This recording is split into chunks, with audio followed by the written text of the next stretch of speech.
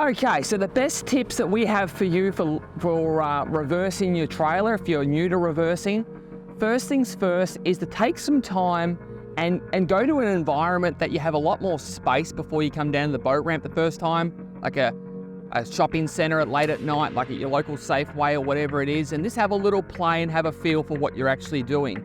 My biggest tip for reversing is we do use our mirrors consistently the whole way back, and whatever side of the mirror has more boat in it, if you turn that direction, it'll straighten the whole rig up. So as I'm going backwards, I have more mirror on my left-hand side right now. If I turn in that direction, if I know how to put this thing in reverse, like that, I'm gradually going to straighten the car up. So some people like to have their head out the window and whatever they want to do. I find it a lot better to look at both my mirrors. I've got more boat in this mirror now. I can turn in that direction just slightly. I don't have to use a lot of wheel. Coming back nice and slow, foot on the brake, starting to level up now. I've got even boat in both mirrors. And as I come back, I can just keep my eye on. I'm not doing a lot of wheel work. I just don't need to. I can keep it nice and straight. And now I'm using my reference point as I come back to find the right appropriate depth to launch the boat. Okay, so now we're getting to the nitty-gritty, the last stage of getting the boat ready to be launched. One thing that's very important to do when we're launching the boat is make sure that we're at a designated depth that we're comfortable to launch the boat from. My reference point is actually the hull right in that corner there that's just still exposed out of the water. I watch my mirrors, and when the boat makes contact with the water there, that's typically a sufficient depth for me on this style of boat to launch the boat. What I'm looking for is adequate depth to actually drive the boat off the trailer, but still shallow enough that the boat will still have contact with the trailer. If I go back too far and the boat floats above it, I have no control because there's no friction from the boat to the trailer. So there's a bit of a range, and it depends on the steepness of the ramp, so nothing I'm telling you is exactly gospel.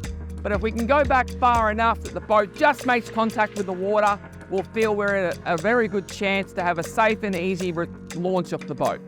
All right, so here we are, we're ready to release the boat from the trailer. We have an L R system, which is a launch and retrieval system to help us do a solo boating. And we also have our winch as well.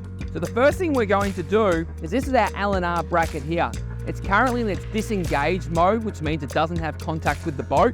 By flicking this lever across, that means that as the boat comes back, that claw is going to catch on the bow eye there and hold the boat in position. So I don't have to worry about the boat drifting off the trailer while I get inside, start the engine, and prepare to take the boat off the trailer. So that's a very handy little system there. What I'm going to do now that that's in position is I'm going to undo the winch strap here by undoing our single speed winch. There we go, so that's now got no contact whatsoever. And we also have a D-shackle here for our secondary point of safety. So now, depending on the steepness of the ramp and what kind of angle we're on, sometimes the boat will roll back and connect into that claw.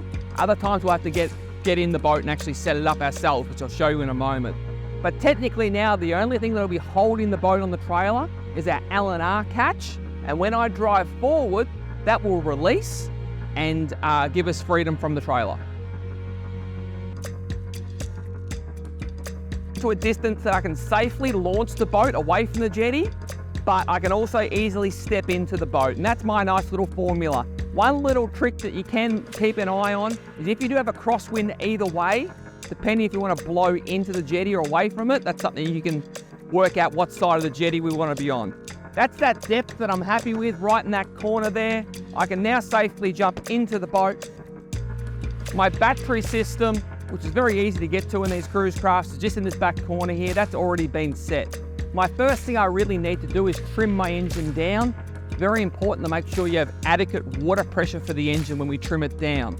So what we do, as we look at the engine here, a good reference point is what we call our cavitation plate. It's the plate that's above the propeller. If that's submerged in the water, we're going to have adequate depth for the starting the engine. Now, what I was talking about there is we always want to make sure the motor's in the water before we start it. We never start the motor dry as such. And if that cav plate's in, we have sufficient depth to safely and comfortably run the engine. So depending on the engine you have, this particular engine is a push start off the control box here, so a simple push of the button. Two things we're going to make sure before we start the engine. One is the motor's in neutral. So depending if it's a mechanical or digital control box, we want to make sure the engine is in neutral. Typically with most outboards, they will not engage, they won't actually start until they're in neutral. So it is a safety item. And we also have a safety lanyard on board as well, which we'll go through in a moment. So now we're ready to reverse the boat off, dab a little bit of reverse if the boat hasn't rolled off the trailer.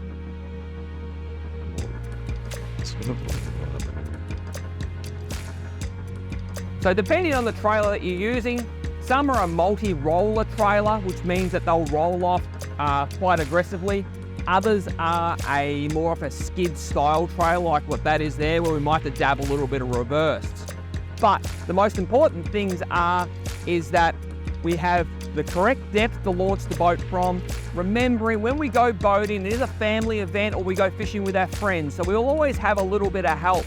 So if you have one person reversing the car back and looking after the winch, the other person's in the boat, we've all got our own little jobs, we'll find it very simple.